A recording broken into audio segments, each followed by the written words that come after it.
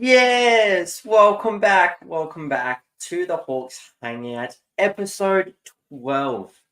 We're hitting double digits. We're hitting absolute massive goals lately. Big thank you and a big massive shout out to the Basketball Fix for getting this all started. Without you all, this would not be possible. But speaking of people that it would not be possible without, big massive shout out to my main man, Corey, over here. Without him, would not have half the knowledge, expertise, or anything about the Hawks, and obviously would not have our beautiful sponsors over at Principal Brewing and the main man over at Enable U2. Now, Corey, how have we been? It's been a big week for both of us. It has, yes. How are we feeling? A bit sore today, mate. I did a big 40K walk the Great Illawarra Walk yesterday. It was a walk from Shell Harbour all the way to Ostermere. Finished at the headlands there with a couple of nice beers to finish the day. So it was quite good. But it was all to raise funds for sick kids and kids with disabilities for Kids Wish. So great cause. Our team ended up raising over $3,500. So super proud of that.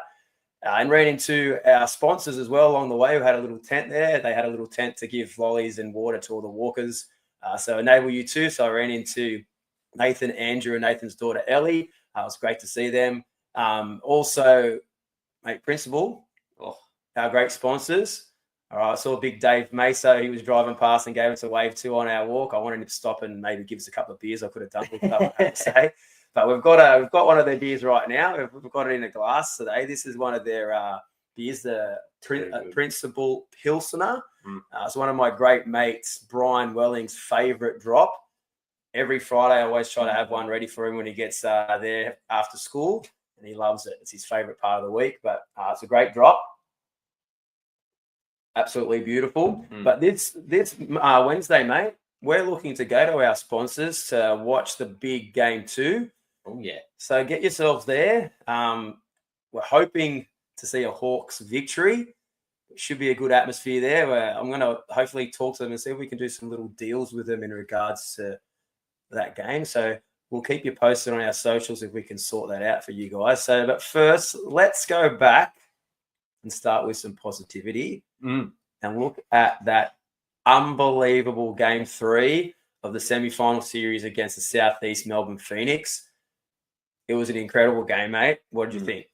It was just one of those things, Corey, where it had obviously clicked with the boys. They had gone down to John Cain Arena. They had then come back to home. Wasn't really much of a turnaround. We know it's been a bit hot and cold with turnarounds, and the Hawks hadn't played for a while, and all of these excuses and stuff that were going around. But we came home and we got the job done. We got it done in absolute ridiculous fashion, Corey. The Hawks led the entire game. From the moment the ball went up to the moment the last buzzer went, there was no stopping them.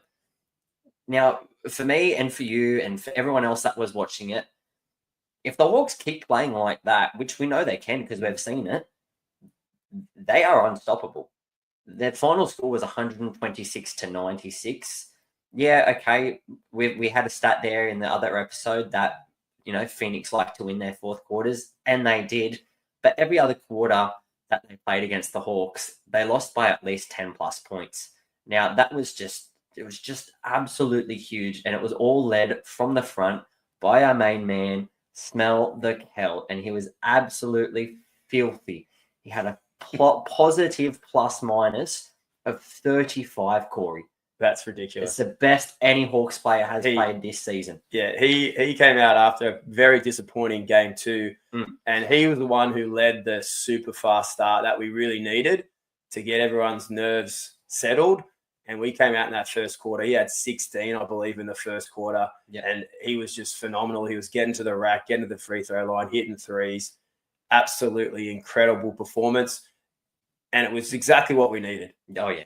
And his partner in crime, Harvey, also had a great game. But I don't think we had a poor performer in that game. And I'm saying if the Hawks play like that, I don't care who they played in that game, they were going to beat them by 20. Yeah. Any team in the comp. They would have beaten Melbourne, Perth, anyone if they played like that. When you hit 19 3-pointers in a game of basketball, you don't often lose. Nope. So 19 of 39 from 3. Absolutely phenomenal shooting. And their Achilles heel, free throws, they didn't miss one. I couldn't believe it. They went 17 from None 17. of those. There was none of those. After the previous game where they were 17 and 29, they go 17 from 17, 27 assists, 50 rebounds, and 42 bench points. It was a phenomenal display. And one of the big performances that probably shocked a few people, but his form has been spectacular of late, is the golden boy, Tom Brady, Toddy Blanchfield. He's turned back the clock. He hit 8 threes. At one stage, he was 8 of 10 before missing a couple late in the last minute or so to finish with 28 points. And every time he shot the ball, he just knew it was going to go in. I kept turning around to you going, what are we seeing here? This is like one of the great NBL performances in a finals game for a role player, not a starter. This is a role player. It was incredible, and I loved every second of it. Well, it's funny that you mentioned that he wasn't a starter because they did make a mistake on the score sheet. Yeah, and Josh King was absolutely blowing a fuse, calling for technicals, and the game hadn't even started yet. And what had actually happened was Tatum did not wear his glasses while he was filling out the pre-game sheet of who was starting. And because you've got 22 and you've got 21 right next to each other on the sheet, he's accidentally ticked the box for Todd Blanchfield and put him down as a starter. The man went in there, played 43 seconds, got 1 rebound, and that set him up for success for the rest of the game to finish with a beautiful 28. And as you said, Corey, he just was absolutely unstoppable. There was no stopping him. I even channeled my own inner Todd Blanchfield this week, and I'm sure you've all seen it on the socials. Oh, man. But he was absolutely unreal. Incredible. And the atmosphere at the WEC, I've never experienced anything like that. And I've been a Hawks fan for over 35 years, and I've never seen it like that. The whole crowd was engaged from start to finish, and pretty much the game wasn't even really a contest. And often when you go to Hawks games, if the Hawks are up by 20 and it's like it's over, the crowd loses interest. It did not happen. From start to finish, every play, every single crowd member was locked in. The chants were going of Illawarra. We even had an old school Sobeys a wanker. I've never heard that since Wally Lewis in the State of Origin. Wally's a wanker back in the 80s or 90s. I just couldn't stop laughing. I had like tears rolling down my face with laughter. It was absolutely hilarious. And it just was great atmosphere. The place was absolutely rocking. But unfortunately, I didn't feel that atmosphere. No. In game 1 of the Grand Final series. And we're going to move on and let's talk about this game 1 of the Grand Final series, mate. You start us off. Just before we do that, I do want to mention a really big statistic from us heading into this. So the biggest statistic that they had in that game, everyone had a positive plus minus. And we talked about that. The only 2 people that didn't were Luca and Zach. They got on, they didn't score. There was a minute left of the game. Yeah, and that's where they made a little bit of a comeback to make it 30. They made a little bit of a comeback. Our man Dan Greeter, the big mullet boy, big shout out to him. Got ejected from the game, thrown out of there, still finished the game with a positive plus minus. So Dan, if you're watching, we love you. Shout out to you. Keep the dog mentality. Keep the underdog mentality going, boys. That was the craziest ejection I've ever seen. I understand why. It was an unsportsmanlike, then a tech, which is automatically an ejection. But that foul was not an unsportsmanlike foul. Nowhere near an unsportsmanlike foul. I got upgraded after review. And for him to like just shout on the floor, like he didn't push or shove. I get they're bringing that rule in because they don't want to carry on. I get it, but that's got to be probably the softest ejection in NBL history. Oh, absolutely. Now, speaking of this grand final, Corey, the Hawks were winning it there. They were winning all the way up until the 3rd quarter. Now, the game finished at 96-88. Still have not been blown out in a single game since that one game against Adelaide. We have not lost a game over 10 points. Now, it's a statistic that we're going to cover right at the end of this little segment. But I just want to pre-mention, and we haven't really done Flog Watch in a couple of weeks and all the rest of it, but I'm going to bring it back because a little birdie has told me, and a little birdie has, dropped some information to us over here. Ian Clark, you got some answering to do, mate, because turning around to a spectator in the crowd, telling them to shut the F up, and then having a go. A female spectator as well, mind you, and then the males that were around her then spoke up and, tried going, hey, that's not acceptable. He then lost it at those. That's not how any professional athlete should act, let alone talk to anyone, whether it's a fan of your own team, of another team, or all the rest of it. Regardless if your team was winning or losing, being a blowout, whatever, that's not how you act. Flog of the week's going to you, mate. And flog of the week's going to keep going to you until A, you apologise, or you get flogged yourself, which is more than likely going to happen this week. Hopefully, mate. Hopefully.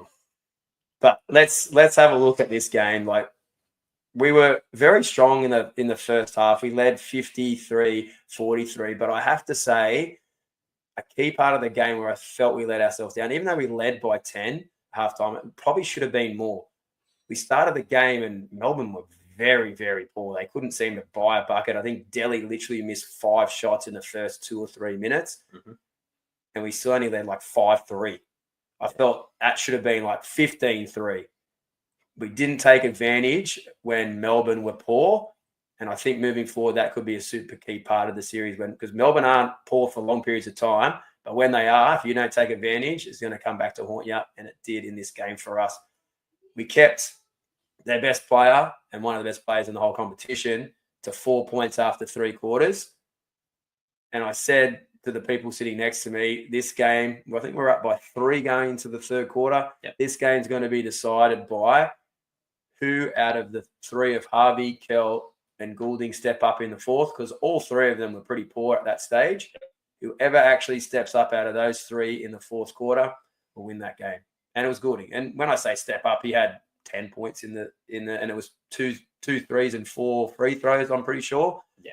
So it didn't take him much, but the 2 threes he hit were pretty tough shots. They weren't open. They had the hands in their face, and it was a big turning point in the game. And I felt once they hit the front, it was always going to be a challenge for the Hawks. I've spoken about close games all season, and we're going to go into a little bit more depth about it a little bit later with some statistics. But Melbourne just lived for those moments, and they proved it again. They were outstanding. What are some more stats, mate? Speaking of Goulding, we kept the man to 4 points in the 3 quarters, but we also had 2 fouls right within the first 5 minutes of the game. Yeah. So he was in early foul trouble right up the front there, and it's not something that the Hawks capitalised on throughout the rest of the game. We went into the half up 10, and then we ended up only scoring 35 in the second half. So it was literally the tale of 2 halves. We had an awesome half to their shit half, and then they turned it around, they flipped us on it, and we lost by 8. Yeah, I just think that they took advantage of when we were poor more than what we did for them. I think that was probably the key. I agreed. Both teams had one good half, but when they were poor in the first half, we didn't take advantage of it. Only won it by 10. They took more advantage of us when we were poor and capitalised on it, and that's what ended up getting the victory. Yeah. And it's not necessarily the shooting that was an issue, because the Hawks scored 10 threes, Melbourne scored 11 threes. We had 46 bench points, and we went 8 from 12 from the 3-throw line. So our shooting was on. It was the defense. It was the 1% plays, and it was the 1% mentality and the efforts on the defensive end that were absolutely abysmal and shocking. It was like watching an under-12s football team play. There was no tackling. There was no nothing. There was no aggressiveness. It was like, yeah, I'm just going to let him walk past me. Melbourne got a lot of easy buckets. Like, I agree with you. Yeah. So many easy buckets. And probably the biggest key stat was the rebounding. I looked at all the stats, and the Hawks were either better or at least close enough or equal to Melbourne and all the other stats, but it was rebounding 54-39 and offensive boards 14-8. So offensive boards means you're getting second chances to score. And Melbourne got so many good players, you do not want to give them second chances to score. And I think that in the end, when we look at the stats, that was probably the key single stat: 15 extra rebounds, 6 extra offensive boards. When you're getting those O boards, it means you're getting more chances to score. And in the end, that's what happened. And they got us in the end. Yeah. Now, speaking of this stat, we've talked a little bit about it now, but only twice this season have the Hawks suffered back-to-back losses, and it's been back-to-back. And I'm talking like they've lost one, they've lost another one, not 3 in a row, not they've won one, they've lost one, they've won one, they've lost one. I'm talking back-to-back. It's only happened twice. It was early in the season where we lost to Perth, and then we lost that Adelaide game, which was the biggest loss of our season. It was 16 points. Later on in the season, it was our New Year's game against Southeast Melbourne, and then the game afterwards against Cairns. They have never lost 3 straight. That's a huge stat. It's a huge stat considering even for Melbourne, on Melbourne standards, Melbourne lost 4 straight in there, and it was 4 straight games that they probably should have won. There was a game against New Zealand, a game against Brisbane, a game against Tasmania, and a game against Southeast Melbourne. At least 3 out of those 4 games they should have won, and they got blown out by some pretty impressive margins in those games. I don't know whether that might have been the time when they had some injuries to Goulding and stuff, but still, like the Hawks have shown this year, even when they've had some injuries, they've had the ability to cover and get some really strong wins. So it's not necessarily an excuse. It probably shows that they do rely quite a bit on Goulding in those key moments. So yes, important to understand that stat, because the last time the Hawks were in a grand final series back in 2017, we lost 3-0, and I would hate for that to happen again. And knowing that stat, that we've never lost 3 in a row this season, hopefully we can get a win in this thing and put some pressure on Melbourne and not let them just walk away with a 3-0 lead after the season that we've had. It would be very disappointing if that was the case. Yeah. But this stat, right? The games that have been decided by 10 or less points to the Hawks. So anything under 10 points this season that the Hawks have played in, we are 8-10 for the season. Yeah. So it has been very close across the board, and it's come down to those games where if it's close, the Hawks have a tendency to quite literally shit the bed. Yeah. And that's when we say close, that's 10 points. So sometimes a 10-point game isn't necessarily that close, but we wanted to show you guys, like, when it's even that sort of a margin, what our record's like. Only 8 wins and 10 losses. However, compared to when a game's decided by 10 plus points, the Hawks are 13-1. So it shows we have an ability to put teams away. But the scary thing is, if we don't, we're not very good in those games. We've had so many big blowout victories. We only lost once to Adelaide by 14. All other games decided by 10 plus, we've won. And sometimes by way more than 10 plus, like 20 plus. So that's a huge thing. Like the Hawks, I just don't know. We did it already to Melbourne this year, but in a final series, are we ever going to be able to put a big score and win comfortably against them? I don't know. Watching the game the other night, felt like they had a little bit of the Corey Stampitis going on there. They did, mate. Like, and I'll explain to you what I feel like that is. I'll own up to this, and I have to say, like, that first finals game, I actually didn't enjoy it. I went in there and I sort of felt like I was worried about the game the whole time. I didn't allow myself to enjoy the game. It's probably because it means so much to me that they can win another championship or have the opportunity to win another championship, that I didn't allow myself to actually enjoy the game. I was too busy worrying about the result. And then when Melbourne hit the front, I just almost conceded in my head, oh, it's over. And I just didn't allow myself to enjoy it. And I think maybe the Hawks team had a little bit of that themselves, in that they were so worried about, we've got the home court advantage, we need to win this game, we've got to get the job done. And rather than just enjoying themselves and being like, you know what, we're in a grand final, let's really embrace this and play just like we've played all season and really enjoy ourselves, be together, play hard and get a win, they didn't allow themselves to do it. They seem to be tense. They seem to be lacking that focus in key moments. And I personally, I regret. I felt like as a supporter, I wasted that game one, because I went to the game and I didn't enjoy it. I walked away thinking, like, what are you doing? And I've made a promise to myself now, for at least if we get 2 more games, that I'm just going to enjoy every single play, every single moment, not worry about the result. Believe in the team that they can be successful. They've shown it throughout the whole season. And hopefully the Hawks can have that same sort of attitude. They know when they're at their best, they're near impossible to beat. So they just have to focus on each play, playing hard, being their best, not worrying about the result, not worrying about that it's a grand final. Just enjoy it, because you don't get many opportunities in your life to be in this position. And if you look back and you say, you know what? I look back and that was a terrible part of my life because I was so nervous and I just didn't embrace it and I didn't enjoy it. You're going to have regrets. Mm-hmm. I've already got regrets for that game one, how I handled it as a supporter. So hopefully the players realize that and they understand that let's go and play some free basketball, play tough, play locked in, play for each other, and they can turn this around. Absolutely. Now, speaking of turning things around, our game 2 matchup, the Hawks this season, they're at a 2-2 standing at John Cain Arena. Now, our away record is an impressive 10-6, but Melbourne United are 11-6 at home. For me, the big key to this game is CG43 himself. Now, he had a mediocre game by any means necessary. I scored more points in a social competition than he did in a professional basketball league game this week.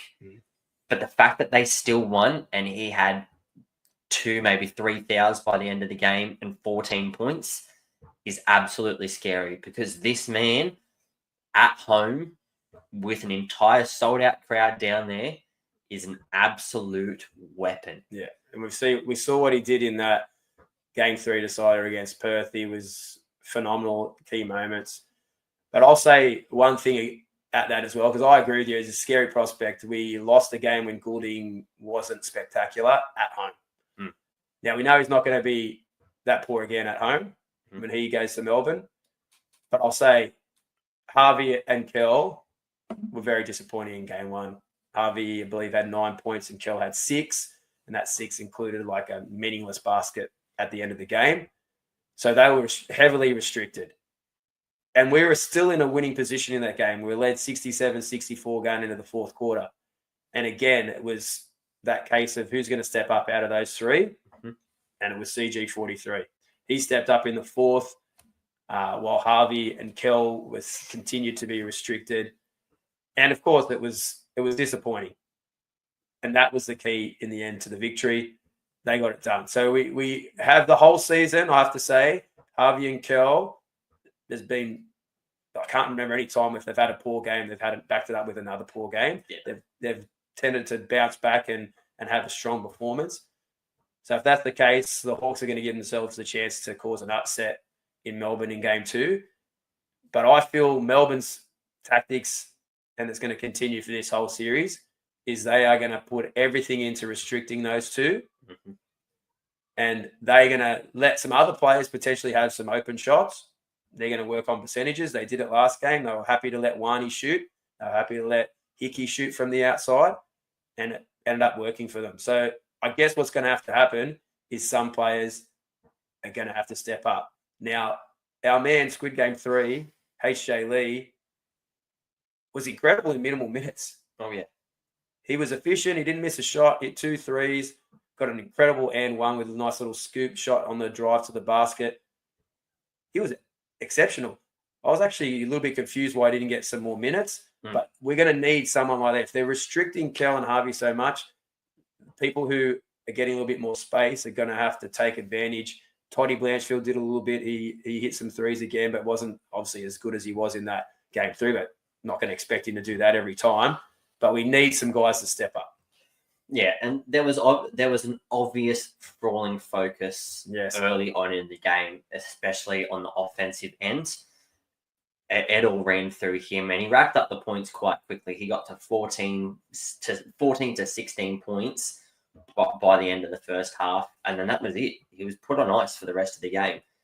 He came out for maybe 5 minutes towards the end and gave Lockie some rest, but the rest of the game, it was quite literally only a 7-man offensive rotation. They had Kell out there, they had Harvey out there, they had Days, they had Wani, they had TB, they had Lee, they had Hickey, and they had Ulbrich. So they had the 8.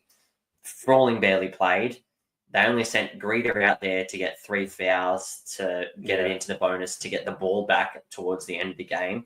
Yeah. And we go down the end of the court. We ended up scoring another 6 points to put us at least somewhat back in the game. But, you know. But I think Froling's still top score for us, I believe. So, yeah. And that was based on we did have a huge offensive focus on him early, getting the ball into early. And he did really well when Rob Lowe was on. I think he really likes that matchup. He burnt Rob Lowe a few times and it got us some baskets, which was really, really good and positive. However, when Marcus Lee was on him, he struggled. Marcus Lee's a lot superior shot blocker than Rob Lowe.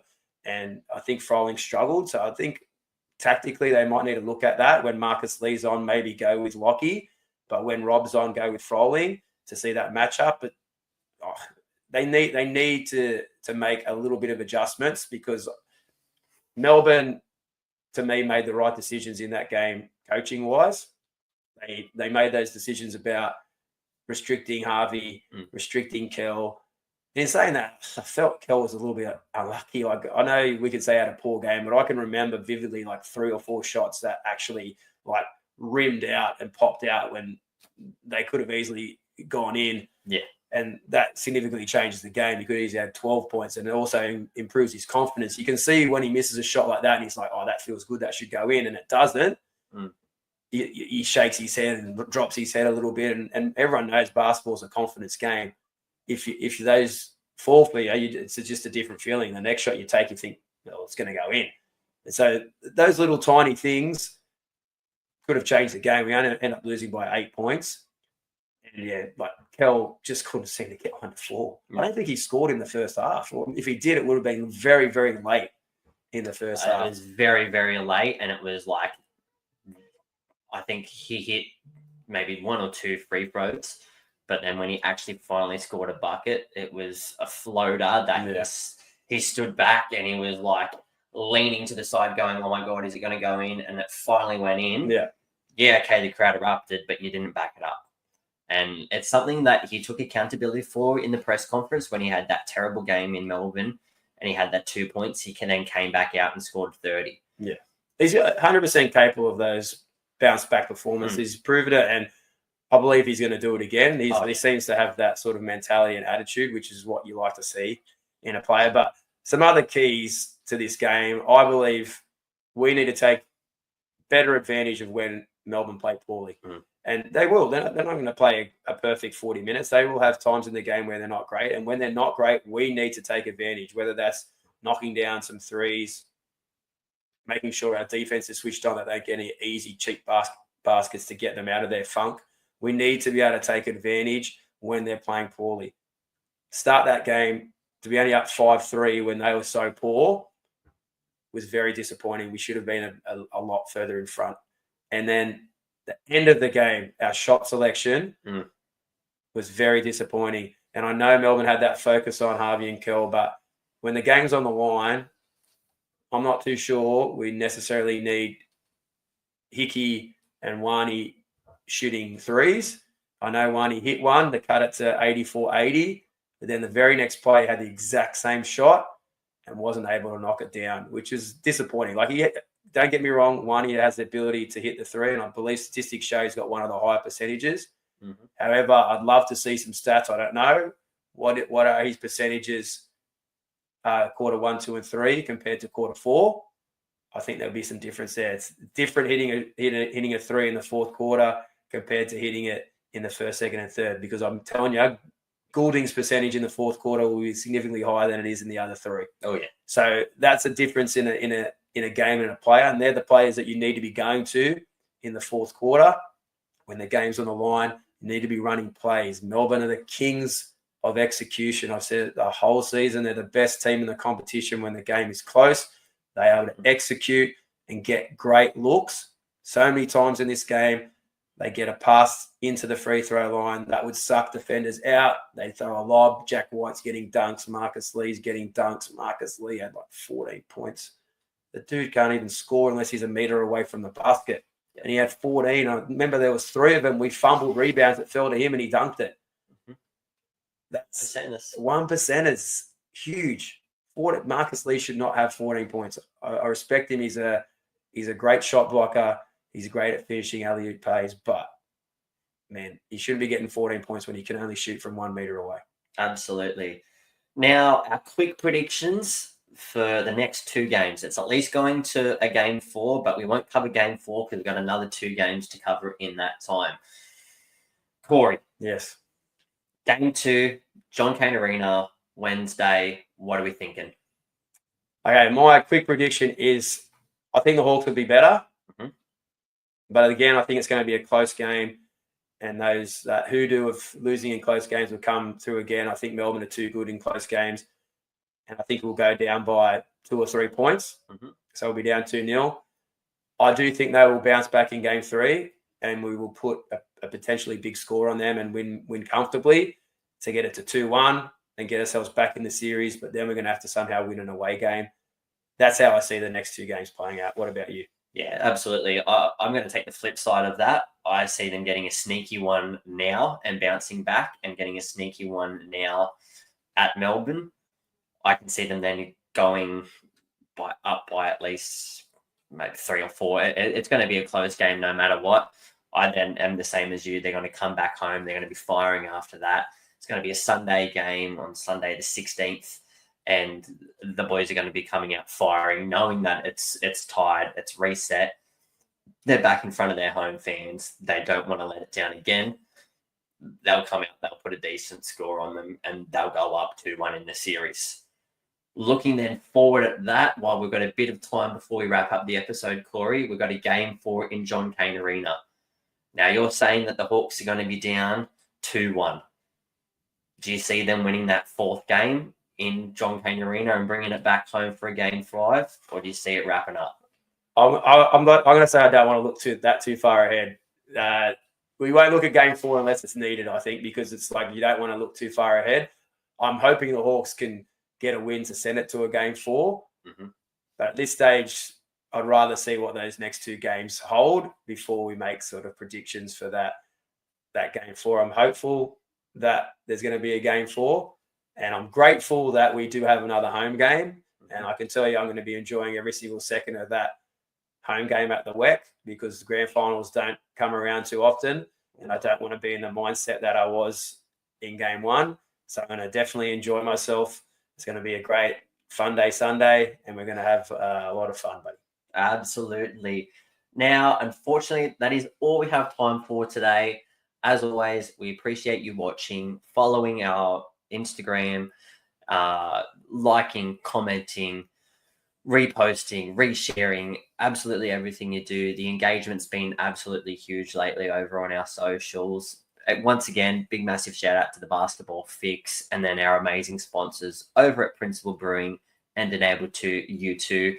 If you guys are around the Wollongong area and the Fairy Meadow area, definitely come check out Principal Brewing on Wednesday night for game 2. We will see you there. And as always, Hawks fly high. Go Hawks.